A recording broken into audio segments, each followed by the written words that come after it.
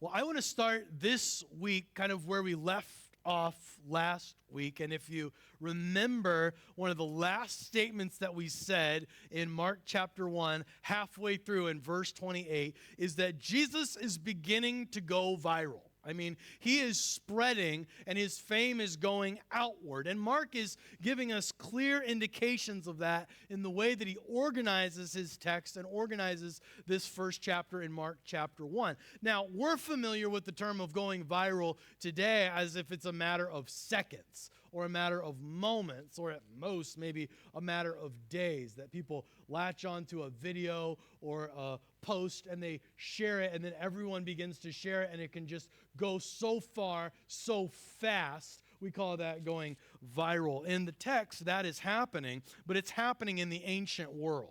And we all have to kind of wrap our mind around the timing a little bit, because even if you could go back to pre-digital era, you go back to the 80s and you remember what life was like in the 80s, you still had ways of communicating a message quickly, even in the 80s. I mean, we'd have to go back over 100 years to even be close to the sort of cultural context that's here in Mark chapter 1. How did something spread? You didn't have Instagram or FaceTime. You didn't have radio or TV. You didn't have telephones, You didn't have telegraphs, right? It was simply word of mouth, okay? So if something's going viral, that tells you, if it's spreading, everyone's talking, okay? This is the news. This is the thing that's being spread around. Everyone is beginning to talk about this Jesus. Now, they are very focused on the appearance of a Messiah, because prior to Jesus, who was everybody talking about? That guy at the beginning of Mark chapter 1, John the Baptizer. Remember? He was kind of the hot thing for a minute, and then he points to Christ, and the culture kind of moves and follows to Jesus. But they're anticipating this idea of a Messiah. The Jewish people are looking for the promised one. Who would he be? When would he come? How would all of this happen? And actually, there are some Old Testament prophecies that point to the reality of the Messiah, that he would be specific things, right? We have hundreds of prophecies throughout the Old Testament that show us this reality, but there are also several specifically focused on the fact that the Messiah would be a healer, that he would heal, that he would bring healing, and that healing would be something to look for. And so here in this last half of Mark chapter 1, Mark kind of zooms in for us on the healing ministry of Jesus. I think I have some of the Old Testament prophecies on the slide. Do I have those up? Maybe, maybe not. All right, maybe not. Okay, well, we'll come back to those another time then, since you can't see them. But the Old Testament prophecies of the healer, things like he would be in Isaiah 53. He would be crushed and bruised, and he would be wounded, and yet by his wounds or by his stripes, we would find healing. He would come bringing healing in his wings. He would be to his people a healer. And so Jesus arrives, and he's doing this. He's meeting the needs of many, and he arrives with this healing ministry. What I want to do together this morning with you is just kind of walk through what we just read, make a few notes about it, and then at the end, we're going to give some points to kind of think about the whole thing together, okay? So I just want to walk through these verses. If you remember last time, we made mention of a really important word in the Gospel of Mark, and especially in chapter 1, and that word is the word immediately. You notice where we look at verse 29, the second word there, depending on what version you're looking at, says, and immediately they came out of the synagogue. Now, why do we have the word immediately? Remember, Mark showing action. He wants us to see something's happening. This is an action word, okay? And that's very important because we continue to have immediately throughout this text.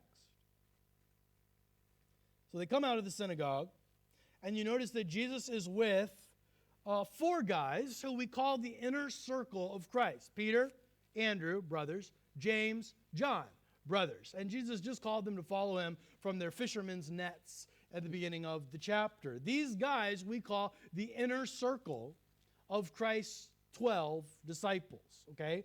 We'll talk a lot about discipleship through the Gospel of Mark. But right at the beginning, remember, this is kind of the truth in seed form for you and me. And what we see right here at the beginning is this idea that Jesus is emphasizing a few people over the many. Another way to say that, Jesus' plan of discipleship focuses on quality over quantity. Okay? And you'll notice that philosophy kind of play out through this chapter. Mark is talking about everyone, all the people, the whole city. And who's Jesus with? Four guys. Okay? And so we see this kind of emphasis for the Messiah to be with a few, and through those few to affect many. It was quality over quantity in the way that Jesus focused. Now, these men, they come to Jesus. And, remember what they just saw in the synagogue.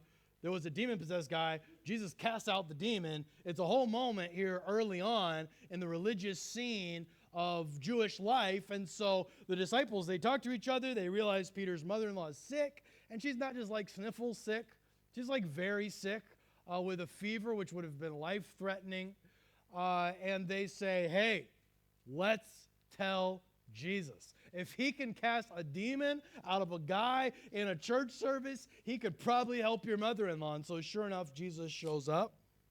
He comes to Peter's mother-in-law. He touches her, takes her by the hand, raises her up, and she wakes up and serves. Okay? Now, I don't know about you. If you think about being sick, when we have like bad sick, like we've had the flu going around, and some of you may have had the flu, but it's like bad, nasty sick. And when you're sick like that, even at the end, you start to feel a little better, you still don't have all your strength back. You know what I mean? It takes a minute or two, a day or two to kind of get back to where you're like, okay, I feel like, eating food again, or going for a walk, or working out, or doing something active, because you just are still kind of drained from being sick.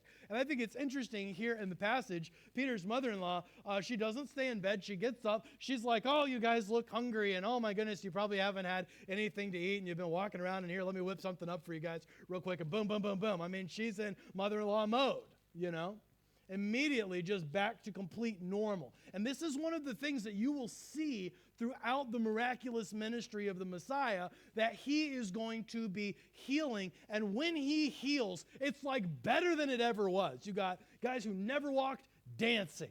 You've got people who've never seen, and they're seeing in HD, You have a mother who's on her deathbed, and she's making breakfast, And so we have this complete healing that's taking place.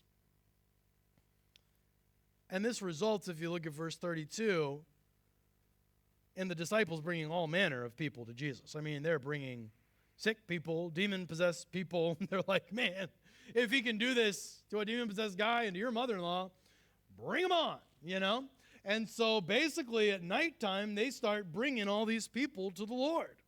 And he begins to heal them. And we see two things here that I think are really helpful. One is that there's a physical ministry going on here. Jesus is caring for people, like their bodies, their needs. He's touching them. He's encouraging them in a physical way. There's also a spiritual component here. We see this early on with demon possession, and we're freeing people from that kind of spiritual bondage. We also see it early on in the teaching ministry of Jesus. He comes teaching, the kingdom of God is at hand. Repent and believe. There's a spiritual component to what's going on here, and this is a pattern as well. I told you, Mark chapter 1 is like seeds for the garden of the book. Okay, we're getting seed form for these ideas that will grow and develop over time as we continue to work through it. This is another one of those ideas that Jesus begins with physical needs and leads to spiritual. And that's actually a really good model for us to follow. If you want to make a spiritual difference in someone's life, begin by meeting physical needs through physical encouragement, acts of love, acts of hospitality, acts of compassion and kindness. And so by the time we get down to verse 33, we see that Jesus' ministry is growing. I don't know if you've ever played with magnets, if you've ever done any work with magnets. You know, if you take a magnet and you have a bucket of metal shavings, all right, maybe you've been grinding on something, or you're in a workshop or something like that, or maybe there's toys out there like science kits for kids or whatever, and you have metal shavings, and you take that magnet and you just begin to slowly lower that magnet into that bucket. What's going to begin to happen with those metal shavings? They don't even stay still, right? The closer you get, they start going boop, boop, and hopping up to that magnet. Why? Because they're attracted to it, right? And if you slowly lower that magnet down into that bucket of metal shavings, and then you begin to lift it out, what happens? All of a sudden, you've got a whole clump of metal shavings around this magnet, and they're kind of bringing others out along with them. And that's how I picture exactly what Jesus is doing here in his ministry. It's like he's becoming more and more and more immersed in the culture and the people and meeting the needs. And as he's doing so, it's just like people are drawn to this man, the Messiah. They're attached to him. They're bringing others along, so much so that there's multitudes. Mark uses words like everyone in the whole city was coming and gathering at the door. A few weeks ago, I had someone come to my house. They thought there was a Bible study that night, and there wasn't. And we were just sitting at the table, and I didn't even have the lights on outside or anything. If you've been in my house at night, it's very dark at night. And they show up on my front door, ding dong, and I open it, it's like, whoa. Hi, and we're talking to be friendly. It just kind of threw everybody off a little bit. Can you imagine if the whole city was standing at your door? Ding dong, whoa, And that's what's going on, Peter's mother-in-law was like, man, I was sick this morning, and now the whole city's out here. He heals the ill. He casts out the demons. In verse 34, we got an interesting note, and I'm just going to give you the question. I'm going to answer it later, okay? He doesn't let the demons speak. He doesn't permit them to speak. Now, he did earlier in that synagogue, remember? And the demon said, you're the Holy One of God. Well, now he's not letting them speak. Why not? Because the text says they know who he is. But why would he keep them from presenting that message? Why would Jesus not want people to know who he is? That's kind of a confusing thing that makes us scratch our heads a little bit. Chew on that. We'll come back to it, I promise. Now, I think this text lays out into three scenes. That's the first scene, 29 through 34, okay? The mother-in-law and the people and the gathering at the door and the healings. Now, the second scene changes, okay? And again, we notice the importance of this word immediately. Action, action, action, action. And we've seen it through every scene in Mark chapter 1. But when we get to verse 35, and I made this point a couple years ago when I preached on prayer out of this text, the action stops. Okay? No more immediately. You don't see it from there all the way down till the leper gets healed. Why? Because Jesus is withdrawing and he's going out to pray. In verse 35, it seems like Jesus pulls an all-nighter here, or at least close to it. He's healing late into the night, and he's up and out early in the morning. And this is an important little side note. I think we tend to think of rest as sleep, but there is a spiritual component to rest, and Jesus sees prayer as vital to his rest. He seeks solitude and silence and pulls away from the crowds. And even the grammar in chapter 1, Mark is showing us Jesus was very intentional about being spiritually restful and getting away to pray. Now here's another one of those head scratchers. We're seeing another one here, okay? Look at verse 36. Simon's companions searched for him, and they found him. And they said to him, everyone is looking for you. Well, who's everyone? Well, the whole town, everyone. And what does Jesus do? Oh, good, I'm coming. I'll be right there. We're going to meet all the needs today. What does Jesus do? Not that. He says, no, we're going somewhere else. We're moving on. And that just kind of makes us scratch our heads maybe a little bit. Why? I mean, can you imagine if we had 50 people in our parking lot that had needs this morning and were looking to us for help? I mean, it would feel kind of cruel to just leave all 50 of them and go away. And yet Jesus does that. And Mark's showing us that. And he's wanting us to scratch our heads. Keep scratching. We'll come back to it. Verse 39. Jesus goes from that place to other places. And what does he do? He goes throughout their synagogues, into their synagogues throughout all Galilee, preaching and casting out demons, okay? Little side note here. Jesus' ministry, it seems at this point, is synagogue-centric, okay? He's centered around these places of worship. Every Sabbath, he's in the synagogue, and he's preaching, and he's teaching, and he's healing. And it seems to be that there's kind of this centered idea on these places of worship. And then we come to our third scene in verse 40. A leper comes to Jesus. And he falls on his knees, and he gives us a key statement. In fact, I think this is the key statement of the whole last half of chapter 1, of our whole text today. And that's why I've titled the message this, If You Are Willing.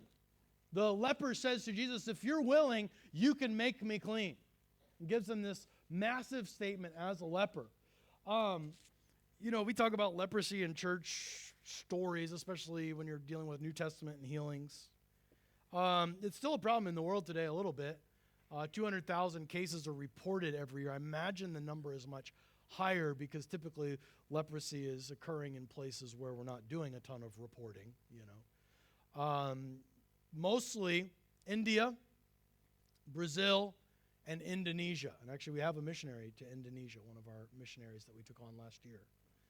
And that accounts for 70% of leprosy. This is a disease that is like rot. It's a physical skin disease that becomes a flesh disease, and the body just decomposes, and it's a terrible thing. It is somewhat contagious, but in a society built around laws of cleanliness, what you could touch and what you couldn't touch, what you could go into and what you couldn't go into, what could go into you and what couldn't go into you, you stayed away from lepers. And this leper comes to Jesus and says, if you're willing, and we get the first emotion from Jesus in the Gospel of Mark. Who is Jesus? What makes him tick? How does he feel? The first thing that Mark shows us about Jesus' emotional constitution, is the word I'm looking for, is that he was moved with compassion. And so you have multitudes who are seeking him out because they want stuff from him, and he leaves.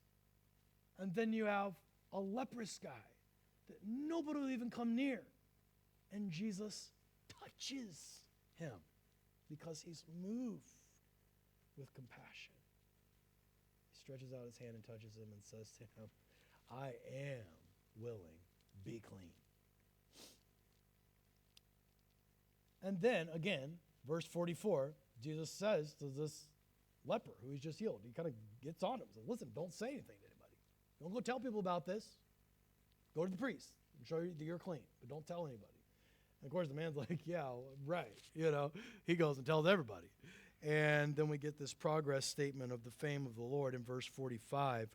It's so well known who Jesus is that it's not just the town or the city anymore. He says that it was to such an extent in verse 45 that Jesus could no longer publicly enter any city.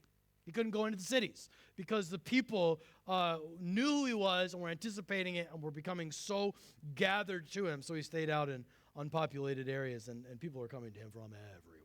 Okay, this becomes more than just a city and a region thing. This is becoming a global phenomenon, and Mark wants us to see that. Everyone wants a piece of Jesus.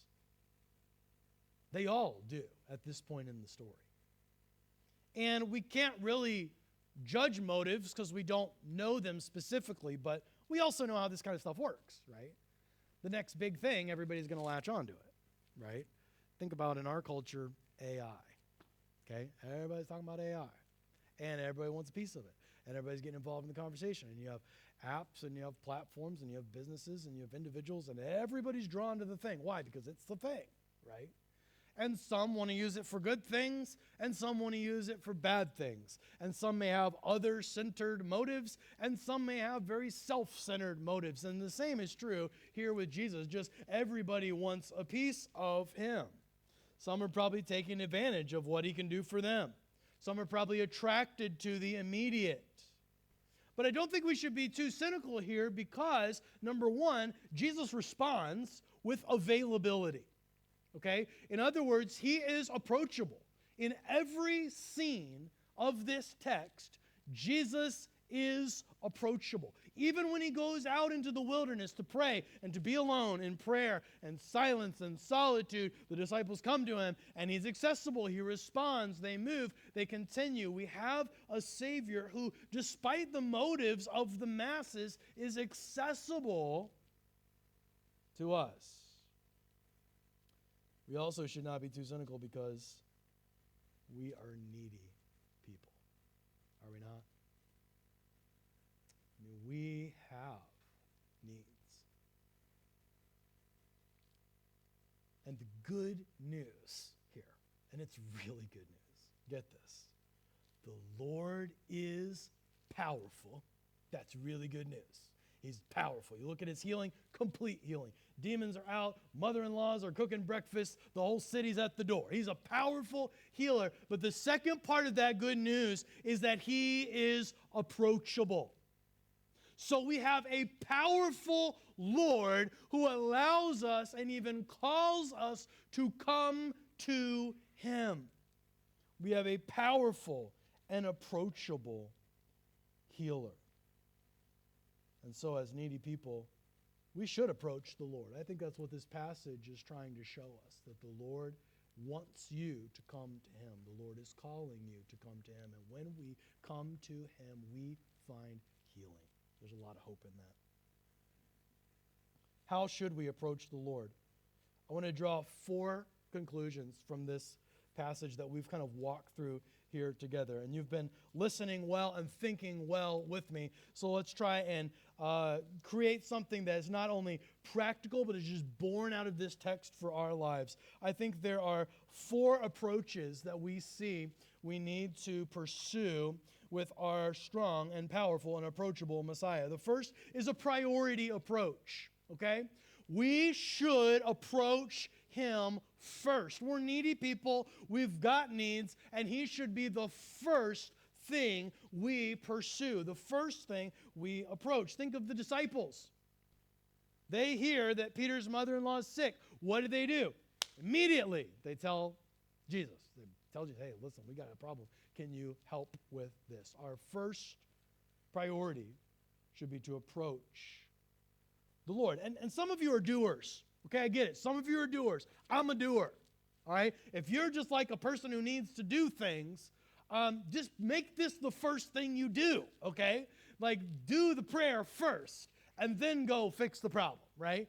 Sometimes we forget, and then God's in the background, and we're doing our own thing, and it could have been a whole lot better of a process or an outcome because we didn't do the priority first. Then, it goes bad, and we're mad and frustrated and upset or hurt or confused. Oh, yeah, I forgot to pray. I probably should pray about that, If you're a doer, just make prayer the thing you do. Do it first. If you're more of a passive person, maybe you're like, well, I just get scared, or I get locked up and I think of all the outcomes and I can't take the next step, or what if it goes wrong, or maybe you're just like, I just don't feel like doing anything, But just add some priority to prayer here in your life. I have learned that most people who are wired to be more passive or just are hesitant to take that first step, usually they are very passionate people, but just about a few things. Maybe that's true of you. And there are things that you really care about. Maybe other people don't know how much you care about it, or maybe it's just a few little things that you care about. But if you make your relationship with the Lord that priority, and you make that the thing that you're passionate about, that prayer begins to work and drawing us to Christ and him to us and working in our lives in a powerful way. Jesus gives us an example of this priority. His is connected more to time. He's up early, first thing of the day, and he's out praying. I'll be honest with you, the first time I preached through this text, I told you it was 2 years ago. We were doing kind of a mini study through the year on prayer, and this was one of my texts that I preached on, and it talked about this, how Jesus got up early, went out to pray. Here's what I started doing, okay? Just to try and embody the spirit of this, when I have early mornings that I get up and study, what I do first, and I've tried to do this since then for 2 years now, is I get up and I just go outside. Okay, it's dark, no lights, early morning, and I just go outside with no phone or screen or AirPods or music or even thoughts hardly, because I've just gotten out of bed. And sometimes it's raining, and sometimes it's cold, and sometimes it's absolutely beautiful, and I just look up, and I'm just outside, and I just pray. And I got to tell you, there's nothing in my life that's much more centering than that. And Jesus models it for us. I don't do it perfectly. I've just been trying because I saw it here. But I'll tell you, it's been something super helpful in my life. I imagine it would be for you too. Jesus seeks solitude and he seeks silence. Now, as I think about where we're at culturally, I think we've got solitude. People are isolated. They're on their own. They're in their rooms, on their screens, doing their stuff. The headphones are on. They've got the solitude down. I think what we need to improve on is the silence. There's a lot of noise even when we're alone. And I think you need to think practically about how to pursue silence in the presence with the Lord as a sense of priority. Jesus gives us that here in this passage. There's a type of room called an anechoic chamber. Echoic comes from the word echo. So it's an echoic chamber. And what it's designed to do is remove all sound. And so you know those mattresses that are like the egg crate styrofoam mattress toppers, you know what I'm talking about, that have the bumps on them? It looks like that, but they're big bumps all around the walls, all around the ceiling, all around the floor, so that if you go into one of these rooms and you speak, it's just gone. There's no echo. There's no reverberation. There's no sound. And people talk about how it's like very unsettling to go into one of these rooms, because when you do, what your body does is, instead of being focused on, like, you know, the white noise, like if we were really quiet right now, we could probably hear, like, you got projector screens humming, and I could hear air conditioner, people unwrapping their candy wrappers or whatever. You know, you hear the background noise, right? But when you're in a room like that, there's none of that. And so what your body begins to hear is itself. You actually hear your heart beating. And you hear your stomach going, you know, and you hear your lungs expanding and retracting. And some people like freak out because it's just so weird. It's too quiet, you know, it's too quiet. And maybe you think silence is weird. I think that's a common thing for people to think that silence is weird or unsettling. But Jesus did not, and he pursued it in a way that shows priority that we should follow. And I think in a similar way, when we are silent with the Lord, okay, I'm not talking about meditation and weird Eastern stuff or whatever. I'm talking about get silent and pray and be with the Lord. You know what happens? We begin to hear things about ourselves much louder than if we're surrounded by all the noise. And we should pursue solitude and silence in prayer in our lives as a priority. What noise do you need to remove in your own life in order to spend time with the Lord? What's preventing or distracting you from giving the Lord priority in your approach? Not only do we see a priority approach, I think we see a desperate approach in the passage. And that is to say that we should approach him as if our lives depend on it. Because guess what? They do. They do. And we have several people, we have multitudes of people really, who are approaching the Lord with that kind of desperation, like their lives depend on it. Specifically a leper, specifically a sick mother-in-law, but there's a whole multitude of others that aren't even mentioned by name. The disciples were desperate and saw Jesus as a way to save Peter's mother-in-law's life. The leper was desperate for Jesus to heal him. And I got to tell you, in our world, there is a sickness on a massive scale, and it is rotting away and decomposing individuals, society, mental health, etc. The world, in some ways, is crumbling. And everyone's trying to figure it out. And people say they've got the answers. You know, if you're on the woke left, the problem is white men, you know, and we need to get rid of the patriarchy. If you're on the woke right, the problem is the Jews.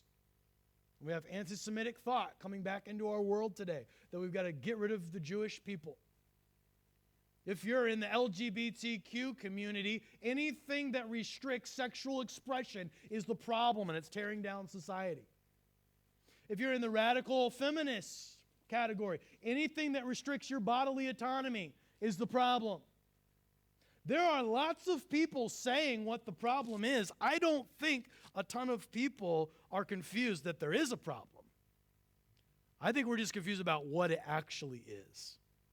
And God's Word gives us a very clear answer and very specific help to what the problem is. And you know it, and I know it, and it's a little 3-letter word with big consequences. Say it with me. The problem is sin. It's sin. And you can try and switch out sin for whatever other thing you want. And I'm going to tell you, it's not going to work in your life until you become desperate over sin in your life, in the lives of those you love, in the lives of the world around us. We will not approach the Lord, and He's the only solution. We need to approach Him as if our lives depend on it. Jesus Christ entered into our desperation. He lived a perfect life, a difficult, perfect life. He went to a cross. He died on that cross. He took our place. He bore your sin to death. And then He rose again. And He offers healing to you as a spiritual healer. There's like this medicinal work spiritually to the cross of Christ. He has accomplished, He found the cure on the cross. And we should be desperate. Are you desperate for your loved ones? For your kids, for your grandkids, for your family? Are you desperate for your own relationship with the Lord? Are you desperate in your own sickness? It takes a lot to bring us to a point of desperation, but the Lord will do it because it's what we need. There's a third kind of truth to this approach. We have a priority approach, a desperate approach. Third thing I think we see is an accessible approach, and that is to say that we can approach Him anytime. In each scene, Jesus is accessible. I don't know if you caught this. If you look at verse 29, they're coming out of the synagogue. It's probably midday. If you look at verse 32, everybody's coming to Jesus. And what time of day is it? It's evening. And if you look at verse 35, what time of day is it? It's morning. And when are people coming to Jesus? At midday, in the evening, in the morning, anytime, every time they come to Him. He's accessible. We've kind of had a weird shift in our transportation in our culture. We've gone from gas-powered automobiles, and now we've got electric. You know, for a long time, the conversation of electric vehicles was this term called range anxiety. That if you get an electric car that plugs into a wall, you can only go so far away from that wall before you got to plug it in again. And there's not as many gas stations for electric cars, was the idea. Now, we've come a long way on that. Instead of 50 miles, 100 miles, now we're up. Some car companies are over 500 miles that you can get on an electric charge. But sometimes I think we kind of create our own range anxiety with the Lord. Sometimes I think we think He doesn't have time for us. He doesn't want to be close to us. He's far away, and He's going to stay far away, and I can't get close enough to Him to be successful in my relationship with Him. Sometimes we think I'm not enough to approach the Lord. Or sometimes we think you don't know what I've done, so I can't approach the Lord. Or sometimes we think, could God ever love me or care for me or help me or see me or whatever, fill in the blank. But the Lord has demonstrated his accessibility to you by drawing near. Literally came to this earth to be accessible, to be approachable. Time or distance can't change this. Our success and failure cannot change this. And understand that we have unlimited access to the throne of grace because of what Jesus has done. The author of Hebrews chapter 4, verse 16, he says, come, approach boldly. Draw near to the throne of grace and enter in. Why? Because we have been given access by Christ. Final type of approach that I think we see here is a submissive approach. A submissive approach. And here we're going to answer the question. So if you've been scratching your head, I promise you'll get the answer. Here we go. We should approach him completely dependent on his will. The demons are an example of this. He casts them out, they go. He tells them be quiet, they're quiet. They're saying who he is. The demons, the crowds are an example of this submission. I mean, even though you have these massive throngs of people, he's still got his things going on, and the crowds are in submission to that. Jesus even warns the leper not to share what happened. Why? Here's the answer. The answer is in the leper's statement, which is why I think this is a key statement. And that takes place in verse 40, where he says to Jesus, if you are willing. Now, what does this show us?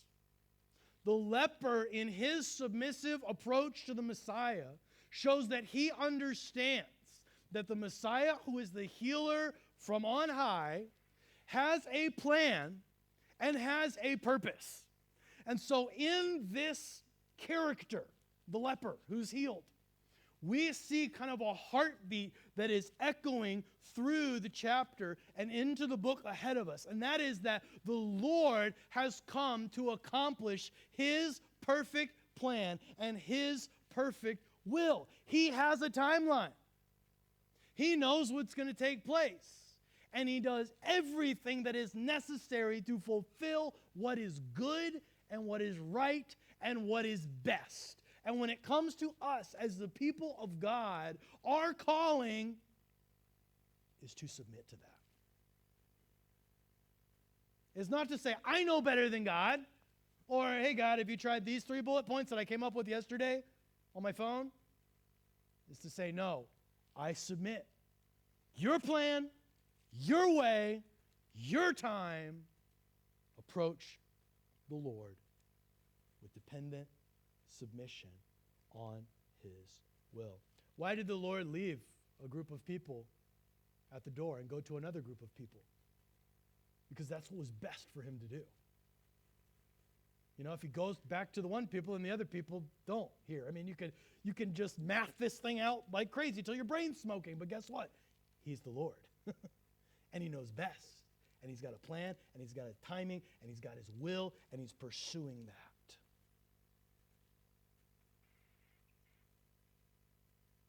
We need to understand this in our approach to the Lord. I have a song I want to show you some lyrics from. It's called Whatever My God Ordains Is Right. I was going to sing it with the men at our Bible study, but we went long having a really good share time, and so we didn't get to it. But I just want you to notice these lyrics. An old German hymn. We're going to learn it together as a church in a few months. Beautiful melody, and actually Becca's going to play it for us at the end of the service. But whatever my God ordains is right, his holy will abideth. I will be still whate'er he does, and follow where he guideth. Do you see the submission there? Keep reading. He's my God. Though dark my road, he holds me that I shall not fall. And so to him I leave it all. To him I leave it all. And here's the last verse. Just want you to see kind of where this song leads us. Whatever my God ordains is right. Here shall my stand be taken. Though sorrow, need, or death be mine, I am not forsaken. My Father's care is round me there. He holds me that I shall not fall. And so to him I leave it all. That's a life of submission.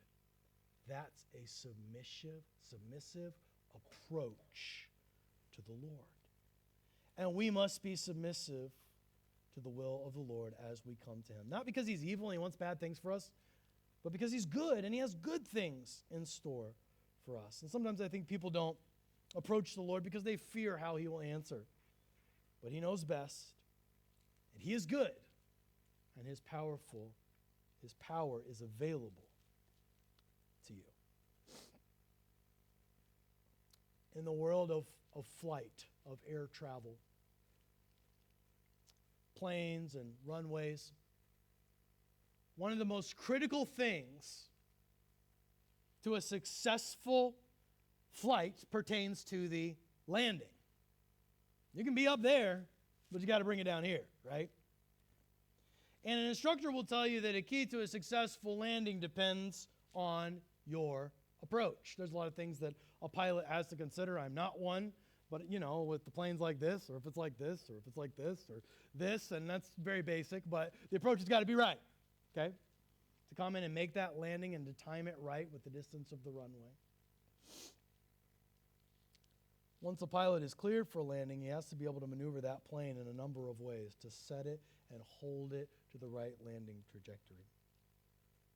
Question: what would happen if a pilot was so nervous they never initiated the approach sequence? A lot of times around a major airport, they'll be circling up there. The planes will be going around in line until they're called in and they come in and approach the runway. What would happen if a pilot was so distracted that he forgot or she forgot to approach the runway? What would happen if a pilot thought, I don't need to land, I can keep going? This has actually happened. Actually, in 1990, there was a flight called the Avianca Flight 052. And it crash landed because they were running low on fuel and they didn't have a way they didn't report it as a mayday. That wasn't in the procedures back in 1990. And so they're circling above an airport, and they're circling, and they're circling, and nobody said anything. Nobody radioed into the tower and said, Mayday, Mayday, we're low on fuel. We need to come in, get us in line. Nothing. And eventually they ran out of fuel and they crashed. Half of the flight passed away. Over 70 people lost their lives in that crash. Why in the world do I bring up a plane crash at the end of this sermon? Here's why. Understand this. Many of you may be circling. And you're just living your life and you're doing your thing. If you're distracted, you're circling. If you're self-sufficient, you're circling. If you're running low, guess what's going to happen? Unless we approach the Lord, it will utterly be to our demise, just like that leper in his leprosy. Instead, the Lord calls us not to live our life in a holding pattern, but to approach him. He is powerful, and he is approachable. And so may we approach our Savior with a sense of priority, desperation, understanding that he is accessible, and that we would be submissive to his perfect plan and will in our lives this morning.